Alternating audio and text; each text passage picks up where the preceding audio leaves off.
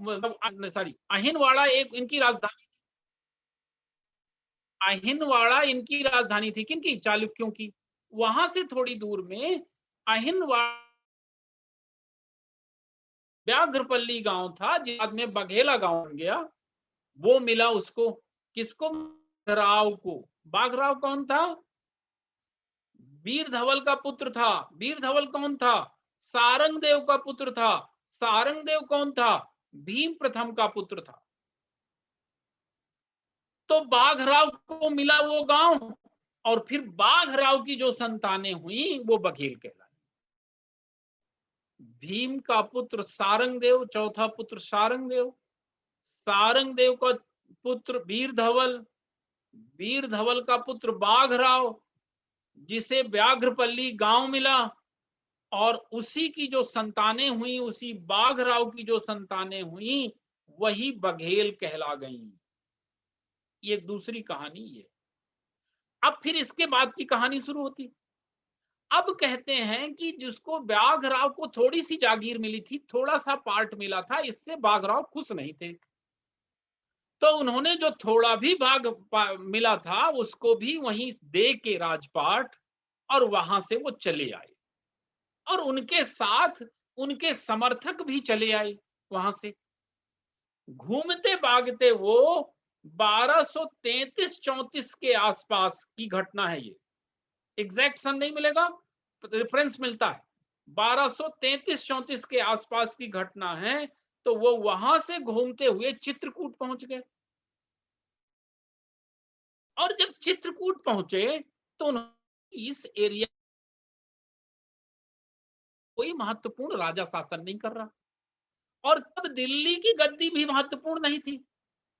दिल्ली की गद्दी का भी मैं हाल बता दूं। दिल्ली में 1206 में मुस्लिम सल्तनत की स्थापना हो गई थी, और मुस्लिम सल्तनत में कुतुबुद्दीन ऐबक शासक बना था, फिर इल्तुतमिश बना था।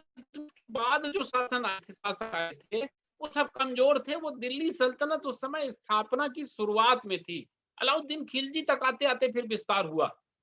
तो उस समय दिल्ली सल्तनत की भी कोई बहुत मजबूत स्थिति नहीं थी। इस स्थिति में दिल्ली सल्तनत नहीं थी कि वो पूरे भारत में अपना कब्जा जमा सके। तो दिल्ली पूरे भारत की गतिविधियों पर नजर नहीं रख पा रही थी। तो चित्रकूट में भी के आसपास भी महत्वपूर्ण राजा नहीं था, दिल्ली के आसपास भी महत्वपूर्ण राजा नहीं था। ये दोनों उनके लिए अनुकूल स्थिति लगी। किसके लिए? बाघराव के लिए। अच्छा, गुजरात में क्या है, ठाकुरों को देव कहते हैं, इसीलिए बाघराव से बाघदेव भी बन गए, ऐसा कहा जाता है। अब जब वो चित्रकूट पहुंचे तो चित्रकूट में करबी के पास एक स्थान है तरौहा, शायद आप कुछ लोगों ने नाम सुना हो, तरौहा। वहां पे चंद्रावत परिहारों का कब्जा था, और वहां का राजा था मुकुंद देव। और जो कालिंदर था, जिस पर कभी चंदेलों की सत्ता हुआ करती थी, उस कालिंजर पर भट्टों का राज्य था, उनकी सत्ता भी ऐसे थी। और चंदेलों ने जब स्थान अपना रिक्त किया था तो एक उनकी गढ़ी थी मरफा किला। मरफा पहाड़ी पे था ये किला, मरफा, नाम लिख लीजिएगा। चंदेलों का रिक्त गढ़ी पड़ी थी मरफा, कालिंजर के पास। कालिंजर के पास चंदेलों की रिक्त गढ़ी मरफा पड़ी थी। कालिंजर में भट्ट थे, और तरौहा में चंद्रावत परिहार थे। मुकुंद देव शासक था वहां का। तो जो बाघराव के साथ आए थे, व्याघ्रदेव के साथ आए थे, जो उच्चारण करिए आप उनको, वो कहां गए? कालिंजर गए, वो मरफा गए। वो चूंकि खाली पड़ा था, तो पहले उन्होंने मरफा में अपनी सत्ता जमा ली। अब जब मरफा में अपनी सत्ता बना दी तो उनके जो बाकी लोग थे वो लोग भी वहीं रहने लगे, तो एक बस्ती बन गई। तो वो बस्ती कहलाई बघेलवाड़ी। बघेल वहां से नाम पड़ा था, और जहां वो बघेलों के साथ जितने आए लोग थे उन्होंने अपनी बस्ती बना ली। उस जगह को उन्होंने नाम दे दिया बघेलवाड़ी। अब दिल्ली में मैंने बताया कि सुदृढ़ सत्ता नहीं थी। जब वो बघेलवाड़ी में थोड़ा सा जम गए व्याघ्रदेव, तो उन्होंने कालिंजर पे कब्जा कर लिया। और कालिंजर में जब कब्जा हुआ तो वहीं बांदा जिला में, वर्तमान बांदा जिला में एक गहोरा, कल की पीएससी में ये क्वेश्चन पूछा गया, स्थान था गहोरा, नाम लिख लीजिए गहोरा। लोधियों का शासन था। तो पहले मरफा पे कब्जा किया, उसके बाद कालिंजर जीत लिया, उसके बाद लोधियों को हटाकर गहोरा में भी कब्जा कर लिया और गहोरा ही इनकी राजधानी बन गई। यही क्वेश्चन कल पूछा गया, गहोरा भी इनकी राजधानी बन गई। तो गहोरा राजधानी बन गई। गहोरा है कहां? वर्तमान में जो बांदा जिला है वहां पे गहोरा पड़ता है और अभी उस स्थान को कहते हैं केरवा नाम है। तो गहोरा पे इनका कब्जा हो गया। अब जब गहोरा पे इनका कब्जा हो गया तो अब उसके आसपास का एक स्थान बचा तरौहा, जहां पे चंद्रावत परिहार थे। तो जब 4 जगह की सत्ता इन्होंने जीत ली तो चंद्रावत परिहार जो थे तरौहा में, उनको लगा कि ये शक्तिशाली शासक बनने जा रहा है। तो उसकी एक ही बेटी थी, उस बेटी का नाम था सिंदूरमती। उस स्थान का नाम था सिंदूरमती, नहीं सॉरी, उनकी बेटी का नाम सिंदूरमती था। सिंदूरमती, उसका विवाह उन्होंने व्याघ्रदेव के साथ कर दिया। अब चूंकि उनके एक ही संतान थी तो वहां का भी शासन व्यवस्था इन्हीं को मिल गई, व्याघ्रदेव को। तो व्याघ्रदेव के पास पहले आ गया मरफा, फिर आ गया कालिंजर, फिर आ गया गहोरा, गहोरा जो बांदा के पास है, फिर आ गया तरौहा। इतने क्षेत्र उसने जीत लिया और राजधानी फिर किसको बना लिया? उन्होंने गहोरा को, जो वर्तमान बांदा में है, यूपी में। अब यह हिस्सा खेरवा के नाम पे जाना जाता है। इस तरीके से उस एरिया की बादशाहत किसके पास पहुंच गई? व्याघ्रदेव के पास। और बाद में व्याघ्रदेव की विक्रम संवत 1245 में मृत्यु हो गई। सन उतना इंपॉर्टेंट नहीं है, उस लगभग टाइम का ख्याल रखे रहिए कि लगभग किस ईयर में चल रहे हैं, यहाँ पर ये ध्यान रखिएगा। इनकी मृत्यु हो गई व्याघ्रदेव की। अब जब इनकी मृत्यु हो गई व्याघ्रदेव की तो इन्हीं का बेटा था कर्णदेव। मैं एक बार पूछ लूं, मेरी आवाज आ रही है और चीजें आपको स्पष्ट हो रही हैं या नहीं? बिल्कुल आ रही है सर। आ रही है, चीजें स्पष्ट हो रही हैं? हाँ आ रही है, आ रही है। स्पीड ठीक है? बिल्कुल ठीक है सर। अच्छा अच्छा। तो व्याघ्रदेव का बेटा था कर्णदेव, तो फिर वो गहोरा का शासक बन गया। गहोरा का शासक, ध्यान रखिएगा, गहोरा राजधानी है अभी। गहोरा कहाँ है? वर्तमान के बांदा, यूपी में है। तो गहोरा का शासक अब कौन बन गया? कर्णदेव। अब देखो, जब सत्ताएं आती हैं तो रिश्ते भी आते हैं। तो कर्णदेव अब एक बड़े साम्राज्य का राजा बन गया था। तो जो करचुली शासक थे, करचुली, सोमदत्त के करचुली, उनकी पुत्री पद्म कुंवरी से इनका विवाह हो गया। करचुली वंश की पुत्री, नाम उनका ध्यान रखने की जरूरत नहीं है, पद्म कुंवरी से उनका विवाह हो गया। किसका? कर्णदेव का। और इन्हें दहेज में बांधवगढ़ का किला मिल गया, और दहेज में बांधवगढ़ का किला मिला। और कर्णदेव ने यहां एक विशाल दरवाजा बनवाया जिसका नाम कर्णपाल दरवाजा है। तो बांधवगढ़ में कर्णपाल दरवाजा है। तो ये कर्णदेव की सत्ता हो गई। अब कर्णदेव के बाद दूसरा शासक आया सुहागदेव। तो अगला लिखिए सुहागदेव।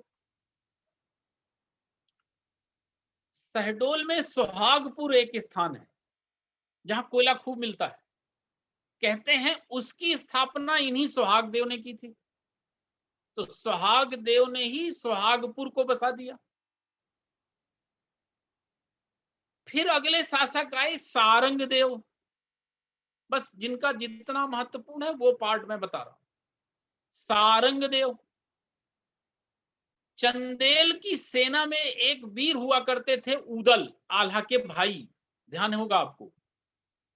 कहते हैं ऊदल ने बांधवगढ़ पे चंदेलों के कहने पे आक्रमण किया था और इन सारंग देव ने ऊदल को बंदी बना लिया था और वहां की कोठरी में बंद कर दिया था।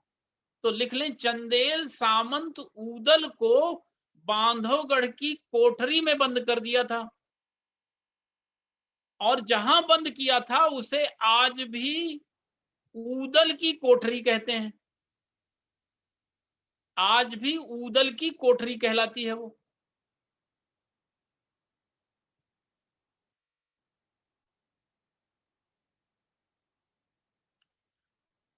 लिख लिया।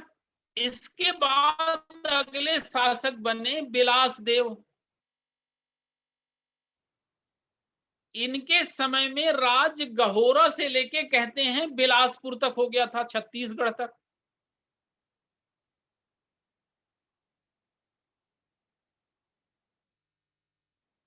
फिर अगले शासक बने भीमल देव। भीमल देव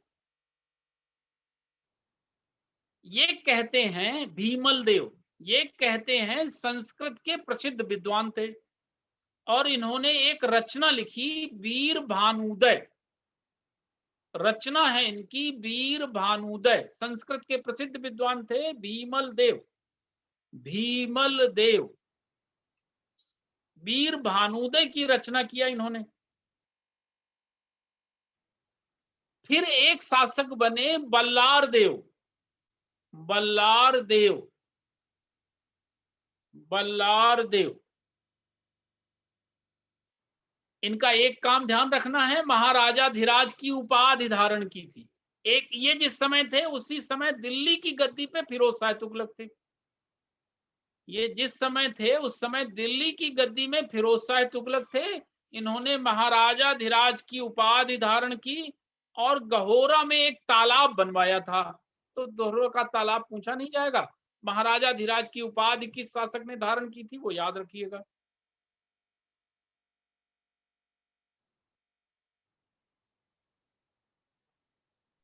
फिर एक शासक बने थे नरहरि देव।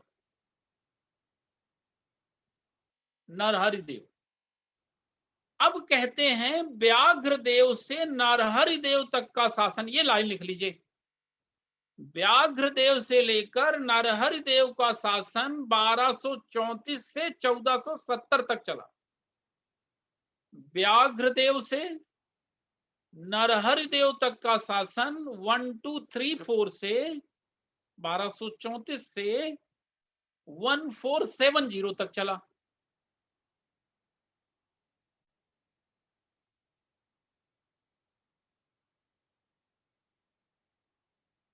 फिर दो शासक और आए, बहुत महत्वपूर्ण नहीं है, नाम भर लिख लीजिए। दो शासक और आए, भीरदेव और शालिवाहन देव।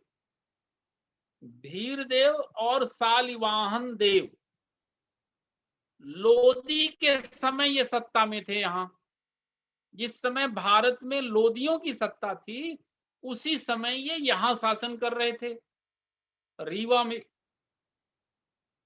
अब इसके बाद के शासकों के बारे में पूछा जाता है, जैसे कल के पेपर में पूछा गया। कल के पेपर में यहां से क्वेश्चन आया है जो मैं अब बताने जा रहा हूं। अगला शासक लिखिए आप, वीर सिंह देव। अगला शासक लिखिए वीर सिंह देव। जब मैंने आपको बुंदेला वंश पढ़ाया था तो वहां भी एक वीर सिंह की बात की है मैंने, जिसने अबुल फजल की हत्या की थी, जहांगीर महल बनवाया था और अपने भाई को जहर दिलवाया था। ध्यान करिए आप। वही वाला वीर सिंह देव है सर, दूसरा है ये। नहीं, ये वो तो बुंदेला वंश का था, इसीलिए तो बता रहा जी हूं जी। आपको। वो बुंदेला वंश का वीर सिंह था और ये बघेल वंश का वीर सिंह है। तो कल जो अंतर दोनों। पूछा था वो कौन से वाले का था, इसका था कि वो उसका बघेल था? वंश का पूछा था, वो बघेल वंश का पूछा था। अच्छा अच्छा, बड़ा कंफ्यूजन हुआ होगा तुम लोग। बघेल वंश का पूछा था। अब जिन्हें पढ़ा रहा होगा तो नहीं हुआ होगा।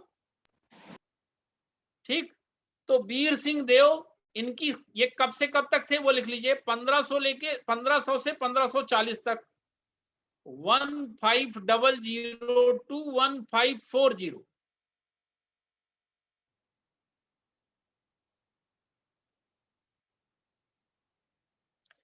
इसके समय में लोदी वंश का शासन समाप्त हो गया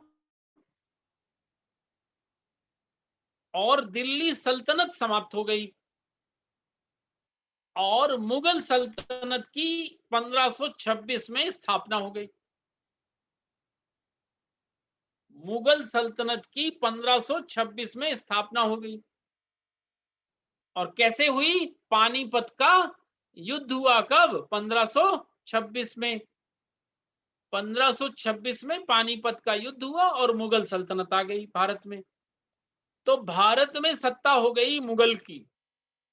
वहां बुंदेला वंश चल ही रहा था बगल में, और यहां बघेल वंश का शासक आ गया वीर सिंह देव। फिर आपको ध्यान होगा 1527 का खानवा युद्ध मैंने बताया था आपको, तो लिखें 1527 का खानवा युद्ध। किसके किसके बीच हुआ था? ये पूछता चलूं तब ना मालूम चले कुछ पढ़ भी रहे कि नहीं। किसके किसके बीच हुआ था? बाबर और राणा सांगा के बीच हुआ था। नहीं, वो तो 1528 में हुआ था, चंदेरी का युद्ध। बाबर और राणा सांगा के बीच हुआ था। राणा सांगा कहां शासन करते थे? राजस्थान में। तो राणा सांगा की मदद के लिए वीर सिंह देव ने अपनी सेना भेजी। राणा सांगा की मदद के लिए वीर सिंह ने अपनी सेना भेजी, लेकिन गेम हो गया। कहते हैं वीर सिंह की बाबर से मित्रता हो गई। अब मित्रता हो गई तो आपने सोच सकते हैं क्या हुआ होगा, हैं? बताने की जरूरत नहीं है क्या हुआ होगा। और फिर जब मैं अगली लाइन बता दूंगा तो और क्लियर हो जाएगा आपको कि क्या हुआ होगा। बाबर ने बाबरनामा जो लिखी है, बाबरनामा जिसमें बाबर की पूरी स्टोरी लिखी गई है, उसमें यह जिक्र किया गया है कि भारत के 3 बड़े राजाओं में एक बड़ा राजा वीर सिंह भी था। बाबरनामा में यह लिखा गया है कि भारत के 3 बड़े राजाओं में एक राजा वीर सिंह देव थे। क्यों लिखा गया? क्योंकि उन्होंने मित्रता के कारण राणा सांगा की जैसी मदद करनी चाहिए वो फाइनली नहीं किया।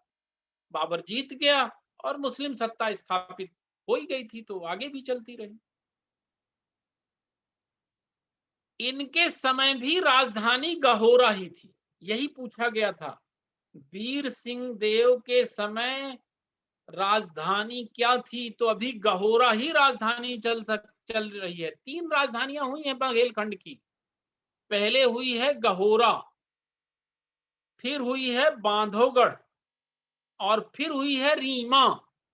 पहले उसका नाम था रीमा, मां में चंद्रबिंदी, फिर वो रीमा से रीवा बना है।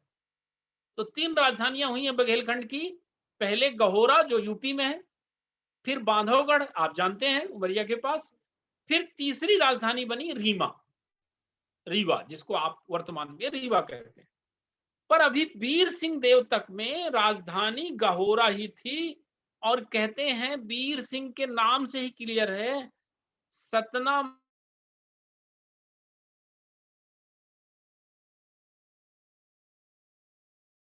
प्राचीन शंकर का मंदिर है। तो वीर सिंह देव ने ही बीरसिंहपुर नगर बसाया जो सतना में है। ये लिख लीजिएगा।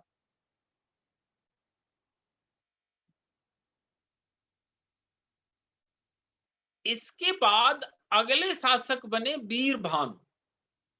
वीरभानु, लेकिन इनका इतिहास बहुत महत्वपूर्ण नहीं है, तो नाम जाने रहिए, इतिहास महत्वपूर्ण नहीं है इसलिए उसकी चर्चा बहुत नहीं कर रहे हैं। फिर शासक बन गए वीरभानु, फिर शासक बन गए रामचंद्र। तो लिखिए राजा रामचंद्र, महत्वपूर्ण शासक हुए। 1555 से लेके 1592 तक सत्ता में रही। 1555 1555 1555 1592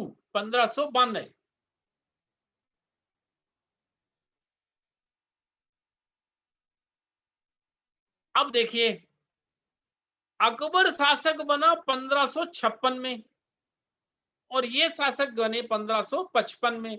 मतलब ये और अकबर एक साथ ही शासन करते थे। तो अगर आपसे पूछे अकबर के समकालीन कौन शासक था, तो रामचंद्र अकबर के समकालीन शासक थे। अकबर के समकालीन शासक थे रामचंद्र। और रामचंद्र ने कालिंजर का दुर्ग खरीदा था शेरशाह के दामाद से। रामचंद्र जी ने कालिंजर का दुर्ग शेरशाह के कब्जे में था। शेरशाह ने आक्रमण किया था वहां, आपको पता होगा, और उसका दामाद का वहां कब्जा था, उससे खरीदा था, ऐसा कह रहे हैं। अब एक रामचंद्र जो एक घटना ने अमर कर दिया, वो घटना है, मतलब उनका नाम इतिहास में लिख दिया, ऐसा कह लीजिए। बाकी तो वो उनकी उपलब्धि नहीं कही जाएगी, उपलब्धि तो वो अकबर की कही जाएगी, इनकी उपलब्धि नहीं कही जाएगी। इनके दरबार में तानसेन थे, रामचंद्र जी के दरबार में। तो तानसेन इन्हीं के दरबारी कवि थे, दरबारी कवि नहीं, दरबारी संगीतकार।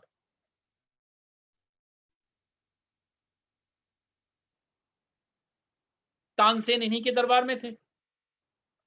जब तानसेन की ख्याति फैल गई थी, 1564 में जब अकबर को मालूम चला, 1564 में जब अकबर को यह मालूम चला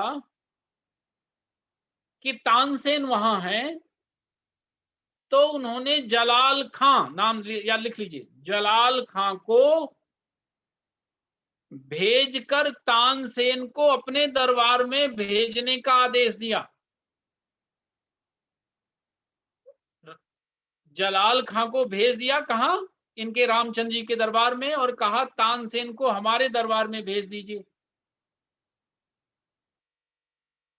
और कहते हैं कि उनके मनाने पे, या कुछ लोग कहते हैं बीरबल भी आए थे, उनने समझाया कि अगर आप नहीं मानोगे तो अकबर बादशाह है, आपके लिए समस्याएं खड़ी करेंगे। और इस वजह से रामचंद्र ने तानसेन को दे दिया, और तानसेन फिर अकबर के दरबार के 9 रत्न बन गए।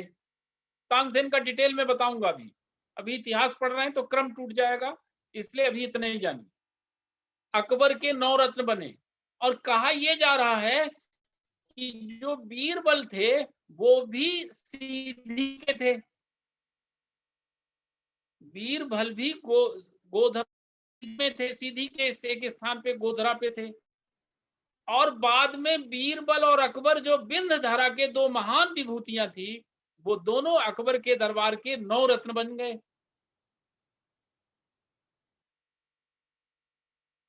और जब अकबर को दे दिया गया तानसेन को, तो बदले में उपहार स्वरूप अकबर ने रामचंद्र जी को तोपें दी, जो अभी भी वहां उपस्थित हैं। वो कहते हैं अकबर ने ही उपहार स्वरूप उनको दी गई थी, तोप दी। और साथ में अकबर ने राजेंद्र शिरोमणि की उपाधि दी, रामचंद्र को राजेंद्र शिरोमणि की उपाधि दी। एक इतिहासकार थे बदायूं, नाम लिख लीजिए, इतिहासकार बदायूं। उन्होंने रामचंद्र को भारत का विलक्षण दानी राजा कहा।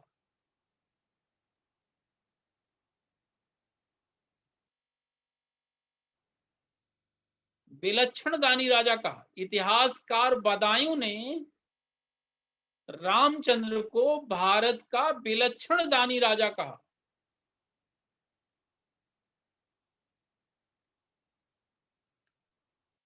इन्हीं के समय, रामचंद्र जी के समय ही राजधानी गहोरा से बांधवगढ़ बन गई। बांधवगढ़ का किला दहेज में किसे मिला था? कर्णदेव को। और राजधानी कब बनी? राजधानी कब बनी? राजधानी कब बनी? रामचंद्र जी के समय में राजधानी बनी, 1555 के बाद। 1563-64 में कह रहे हैं कि बनी राजधानी बनी। और इस तरह से गहोरा से राजधानी अब कहां आ गई? कहां आ गई? बांधवगढ़। और बांधवगढ़ अब मेन केंद्र बन गया। गहोरा में करीब 250 सालों तक उनकी राजधानी रही और उसके बाद अब राजधानी बांधवगढ़ बन गई। और बांधवगढ़ में ही बांधव राज्य की स्थापना हो गई।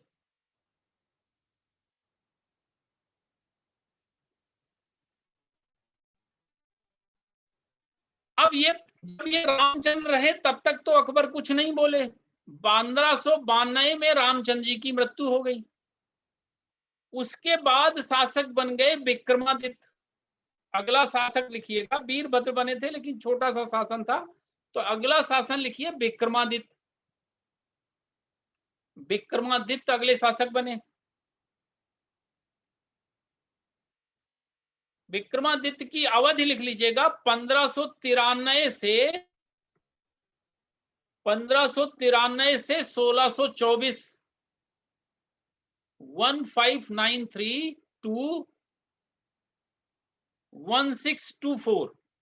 1593 से 1624।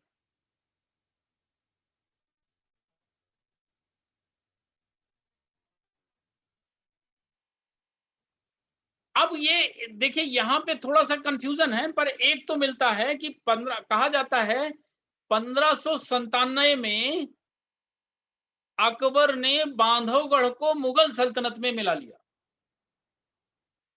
इसका मतलब कि जो उनकी राजधानी थी वहां पर अब मुगल का कब्जा हो गया, ऐसा कहा जाता है।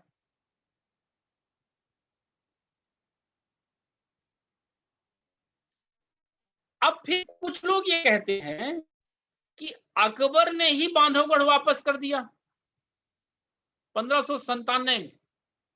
1597 में बांधवगढ़ मुगल सल्तनत का हिस्सा बन गया। अकबर 1605 तक शासन किए, तो 1597 में बांधवगढ़ मुगल सल्तनत का हिस्सा बन गया। अब कुछ इतिहासकार ये कहते हैं कि बाद में विक्रमादित्य को अकबर ने ही बांधवगढ़ वापस कर दिया था।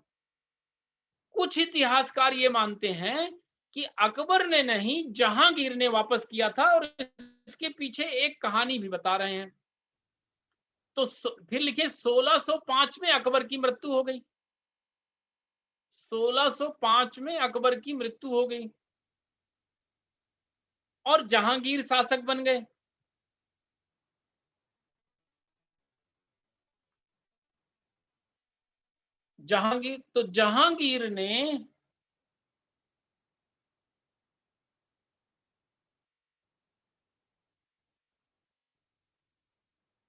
जहांगीर ने विक्रमादित्य को 18 परगने की रीमा मुकुंदपुर की जागीर बहाल की।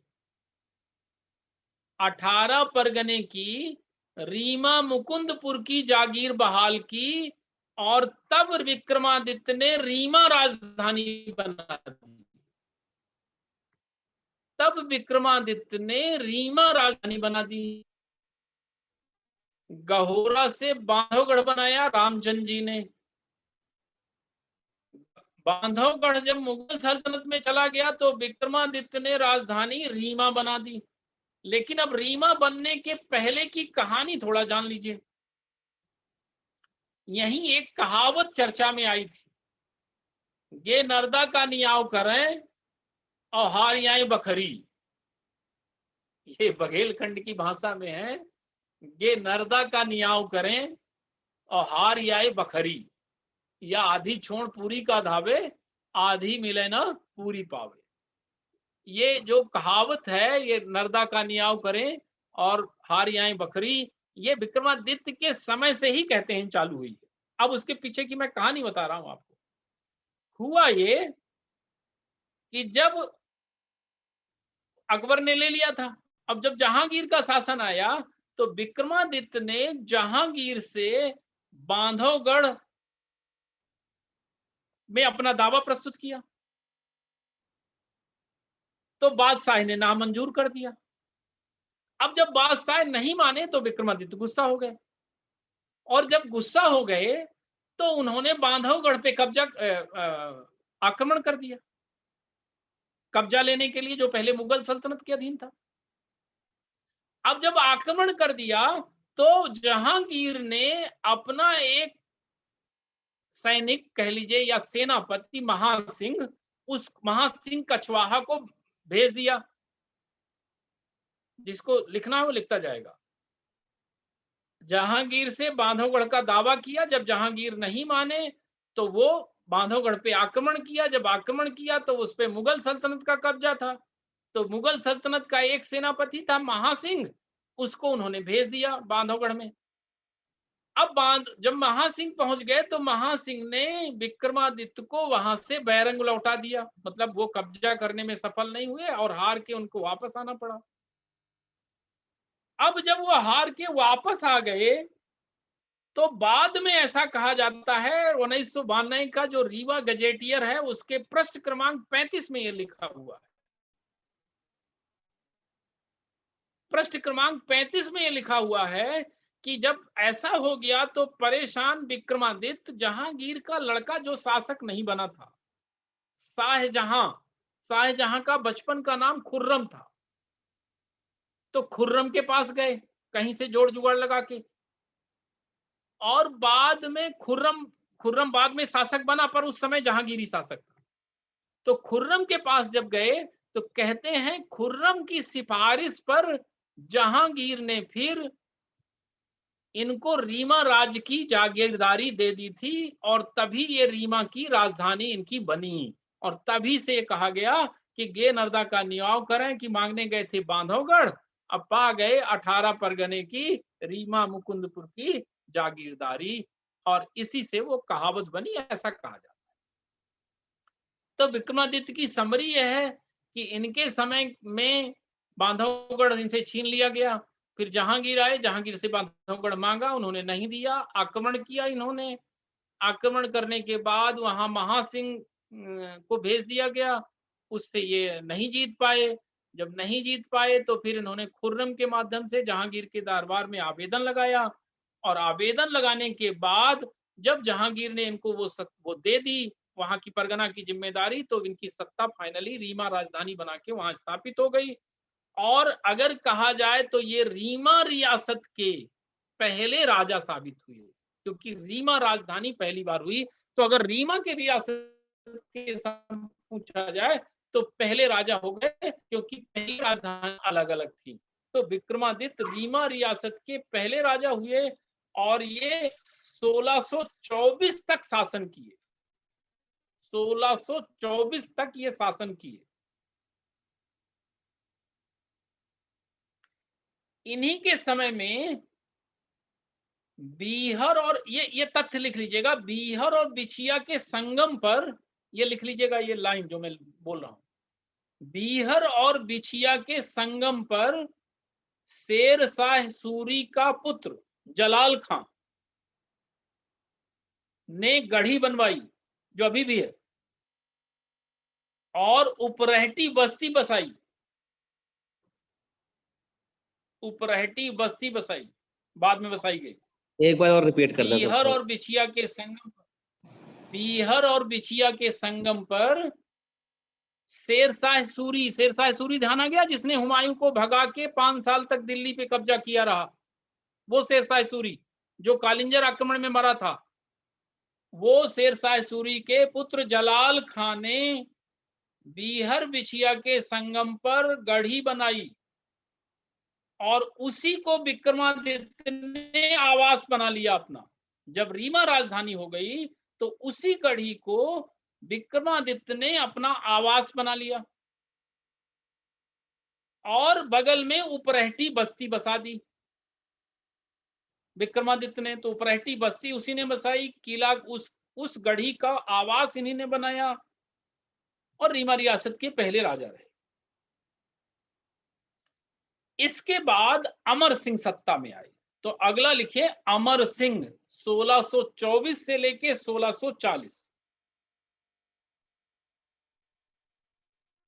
1624 लेके 1640, और यहीं से बघेल, इन्हीं के शासनकाल से बघेल वंश की दुश्मनी बुंदेला वंश से हो गई। अब वो समझिएगा कैसे हुई। इन्हें अब ये जब बने ये 1624 से 1640, तो 1627 में जहांगीर सत्ता से हट गया था, और जहांगीर के बाद शाहजहां सत्ता में आ गया। तो लिखे 1627 में शाहजहां शासक बन गया, और शाहजहां ने इन्हें 5000 का मनसब प्रदान किया, 5000 का मनसब प्रदान किया। अब मैं मनसब क्या होता है वो बता देता हूं। मनसब का मतलब होता है एक तरह का ओहदा, पद, और जिसको ये मिलता था उसे कहा जाता था मनसबदार, और जिसे 5000, 10,000, 1000, 2000, 3000 ऐसे मनसब मिलते थे। जितने का मनसबदार होता था उसका जो वेतन है उतना ही ज्यादा होता था, और जितने का मनसब होता था उसी हिसाब से उसे सैनिक रखने होते थे, और फिर जब बादशाह का कहीं युद्ध होता था तो वो सैनिक आपको वहां भेजने पड़ते थे। तो ये नई शुरुआत रीवा बघेल खान राज में हुई कि इन्होंने मनसबदारी स्वीकार कर दी, मतलब रीवा घरा अकबर शाहजहां के मनसबदार हो गए, उनके वहां पद ले लिया इन्होंने। और जब उनका युद्ध हुआ तो इनकी सेनाएं वहां जाती थी, और मैंने आपको बताया कि मुगल सल्तनत की लड़ाई बुंदेला वंश से चल रही थी। तो जब बुंदेला वंश से उनकी लड़ाई हुई तो उनकी लड़ाई में रीवा राजघराने की भी सेनाएं शामिल हुई। तो आगे लिखिएगा, मुगल अभियान में 2 बार युद्ध हुए, मुगल अभियान में 2 बार युद्ध हुए, और दोनों युद्ध ओरछा के बुंदेला राजाओं के साथ हुए। शासक था जुझार सिंह। जुझार सिंह ध्यान है आपको? जी सर, खूब ध्यान है ना, जुझार सिंह, पहाड़ सिंह, ठीक। तो उनके खिलाफ युद्ध में किसकी सेना गई, और इस सेना, और लिखें, और इसमें रीवा के भी सेना शामिल हुई। अब जब रीवा की सेना शामिल हो गई तो बुंदेला वंश को यह नागवार गुजरा, और फाइनली बुंदेला वंश हमेशा के लिए इनका विरोधी हो गया।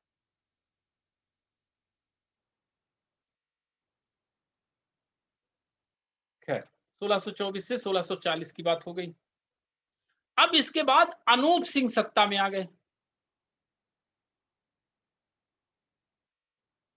अच्छा हाँ, अमर सिंह में एक चीज और लिख लीजिए, अमरपाटन जो बसा हुआ है ना, अमरपाटन में गढ़ी का निर्माण अमर सिंह ने किया था।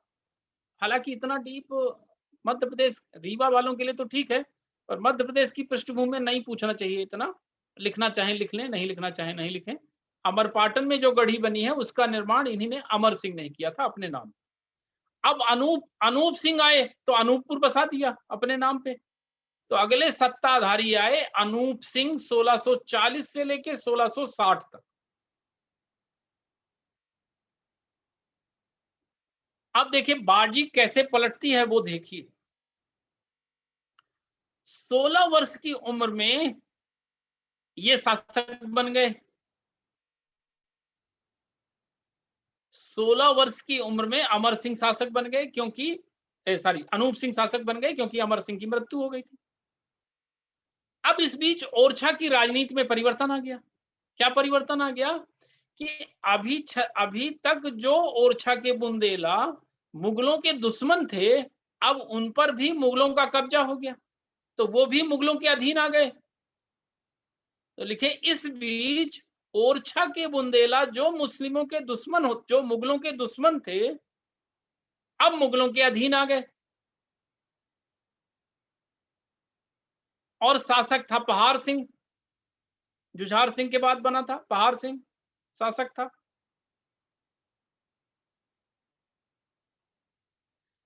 इस पहाड़ सिंह को गोंड राजा हृदय शाह को सबक सिखाने बादशाह ने भेजा। शाहजहां था। इस पहाड़ सिंह को गोंड राजा हृदय शाह को सबक सिखाने भेजा बादशाह ने।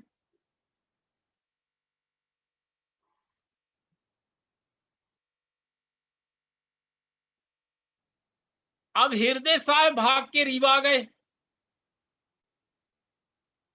हृदय शाह भाग के रीवा आ गए और रीवा में शासक कौन थे? अनूप सिंह। तो वो आफत लेके अपने पास आ गए, यहां अनूप सिंह के पास।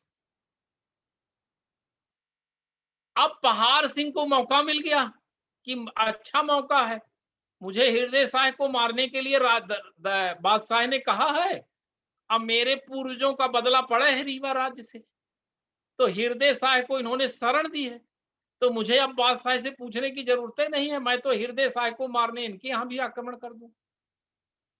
तो वो पहाड़ सिंह पूरी सेना लेके हृदय शाह को मारने रीवा चल दिया।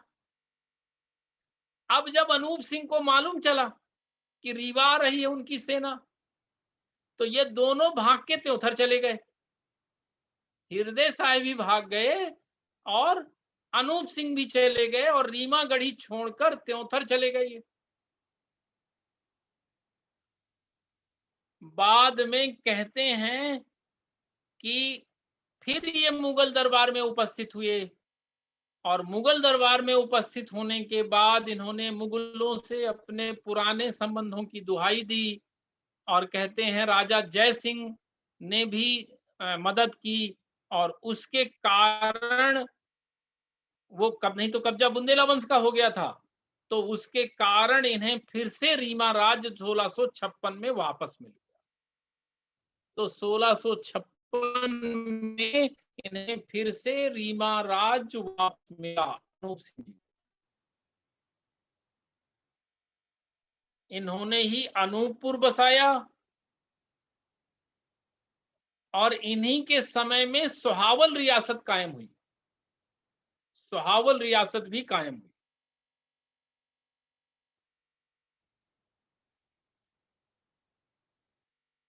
फिर भाव सिंह आ गए, अगले शासक आए भाव सिंह, 1660 से लेके 1690 तक अगले शासक बने भाव सिंह, 1660 से 1690। इनकी युद्ध कला की तो बहुत चर्चा नहीं है, इन्होंने निर्माण कार्य रीवा में जितने आपको मैक्सिमम महत्वपूर्ण मिलेंगे वो सब इन्हीं के कराए हैं। तो एक तो ये जगन्नाथ के अनन्य भक्त थे, तो जगन्नाथ की मूर्ति लाकर इन्होंने रीवा में और मुकुंदपुर में स्थापित किया। तो जगन्नाथ की मूर्ति रीवा और अनूपपुर में इन्होंने मुकुंदपुर में इन्होंने ही स्थापित की। फिर रीवा में एक महामृत्युंजय मंदिर है, उसका भी निर्माण इन्होंने ही कराया। महामृत्युंजय मंदिर का निर्माण भी कराया इन्होंने। इनकी 19 रानियां थी कहते हैं, और 19 रानियों में एक रानी थी अजब कुंवरी। 19 रानियों में एक रानी थी अजब कुंवरी। इसी रानी के लिए रानी तालाब बनवाया गया। अजब कुंवरी की प्रेरणा से ही रानी तालाब बना, और रानी तालाब के मेड़ पर जो शारदा और शिव मंदिर है वो भी उसी समय बने। और जो रीवा का निपनिया मोहल्ला है उसका नाम था नृपरनिया। नृप रनिया, नृप माने राजा की रनिया, तो नृप रनिया उसका नाम था, बाद में वो निपनिया हो गया। तो नृप रनिया जो मोहल्ला है वो भी इसी समय का था। और रानी तो 19 थी, लेकिन लड़के एक भी नहीं हुए इनके, इसी चक्कर में 19 शादियां हुई, तो इनके कोई संतान पैदा नहीं हुई भाव सिंह की। तो फिर अगले शासक बने अनिरुद्ध सिंह। तो अगले शासक लिखे 1690 से 1700, 1690 से 1700, 10 साल रहे। ये भाव सिंह के छोटे भाई का पुत्र था। भाव सिंह के तो संतान ही नहीं थी, छोटे भाई का पुत्र था। अब ये जब बने तो उस समय समस्या क्या थी, मऊगंज में सेंगर हुआ करते थे। मऊगंज मनगांव वाले बेल्ट में सेंगर हुआ करते थे। सेंगर ने रीवा राज्य से अपने को अलग मानना शुरू कर दिया था। तो ये क्या है कि सेंगरों के ऊपर आक्रमण करने पहुंचे और बाद में कहते हैं बातचीत के लिए बुलाया गया और उसी में विश्वासघात से इनको मार डाला गया। तो सेंगरों ने इनको मार डाला और बाद में फिर रीवा राज्य की सेना गई और उन्होंने सेंगरों का राजपाट छीन लिया। बस इतनी कहानी है अनिरुद्ध सिंह की। भाव सिंह के छोटे भाई के पुत्र थे। मऊगंज के सेंगरों ने विश्वासघात से इनकी हत्या कर दी। बाद में सेंगरों का राज्य छीन लिया गया। इनके समय की बस इतनी ही घटना महत्वपूर्ण।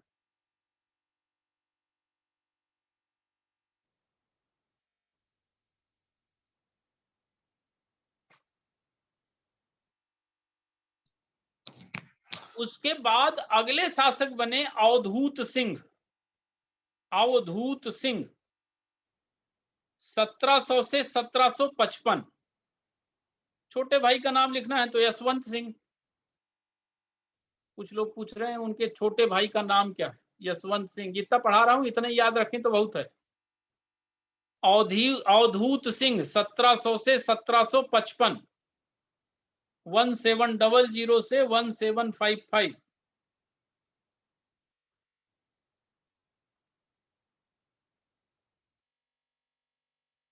अब ये क्या है कि इनकी उम्र भी कम थी। अचानक अनिरुद्ध सिंह की डेथ हुई थी तो उम्र कम थी इनकी। और बुंदेला वंश इनका दुश्मनी था।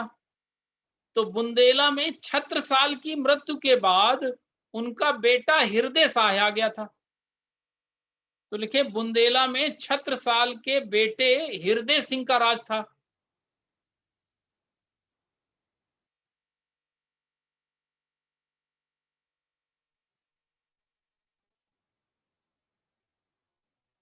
अवधूत सिंह 1700 से 1755। तो हृदय शाह पन्ना में रहते थे। जैसे ही उन्हें मालूम चला कि रीवा में कमजोर स्थिति है शासन व्यवस्था की, तो वो सीधे आया, कोई मारकाट नहीं मचाया और आया और रीवा में कब्जा कर लिया। दरअसल हुआ क्या वो समझ लिया। जिस समय अनिरुद्ध सिंह खत्म हुए थे तो ये अवधूत सिंह मात्र 6 महीना के। तो रानी ने तरौहा के एक शासक को, राजा को, हृदय राय को यहां का भी शासन प्रबंध सौंप दिया और वो चली गई प्रतापगढ़ मायके अपने। समझिएगा, जब अनिरुद्ध सिंह मरे तब अवधूत सिंह मात्र 6 महीने के थे। तो रानी ने क्या किया कि अवधूत सिंह को लेके प्रतापगढ़ चली गई और यहाँ की व्यवस्था संभाल दे दिया उन्होंने। किसको? तरौहा में एक शासक था हृदय राय। अब इस बीच 1707 में औरंगजेब खत्म हो गए। 1707 में औरंगजेब खत्म हो गए। तो औरंगजेब के मृत्यु के बाद बहादुर शाह शासक बन गया। अब वहां की भी सत्ता कमजोर हो गई। वहां की भी सत्ता कमजोर हो गई।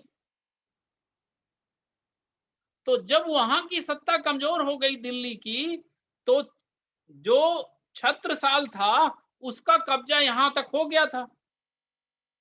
अब जब यहां उसने कब्जा कर लिया इस एरिया में, तो राजा अवधूत सिंह की शिकायत बादशाह से हुई। अब मैं पिछली स्टोरी बता रहा हूं आपको, छत्रसाल वाली।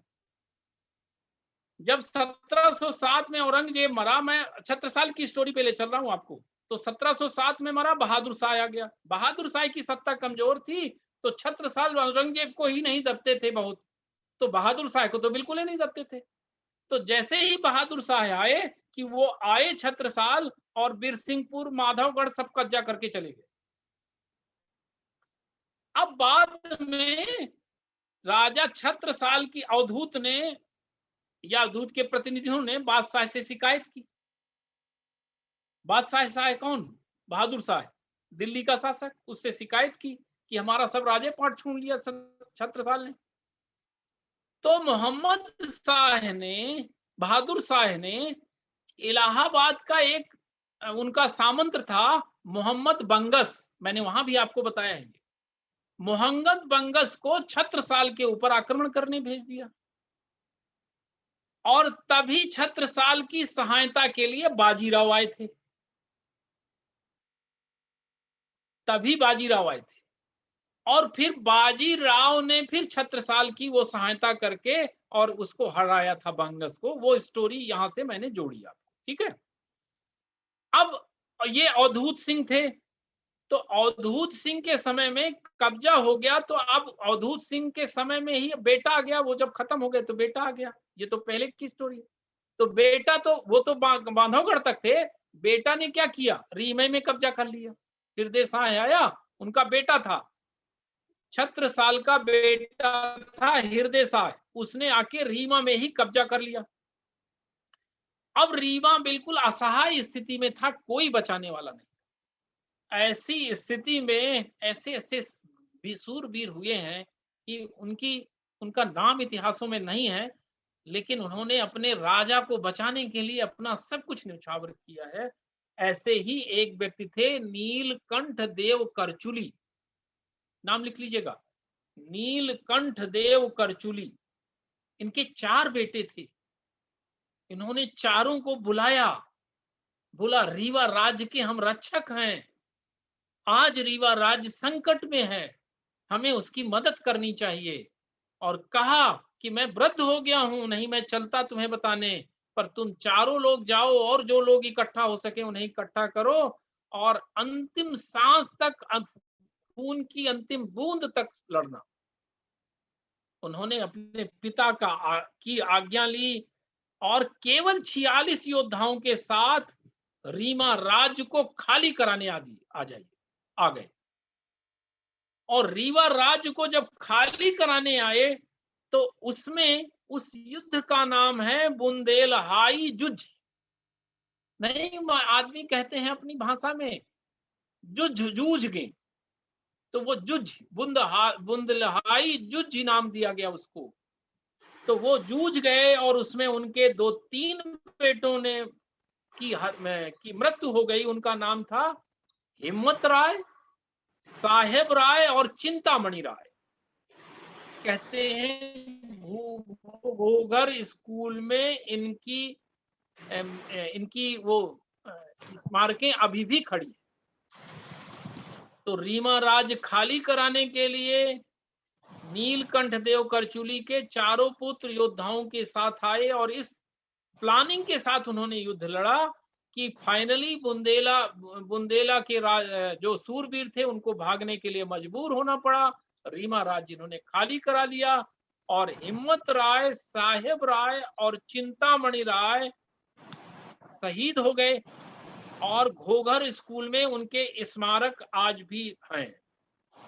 टाइम हो गया है, आज यहीं तक का इतिहास पढ़ाते हैं, पूरा नहीं हो पाया है, इसके बाद का कल पढ़ाएंगे। इसमें इसीलिए सर एक कहावत भी है, जूझा करचुली नाव बघेलन के, खूब चलती है अपने रीवा में खासकर सर ये। हाँ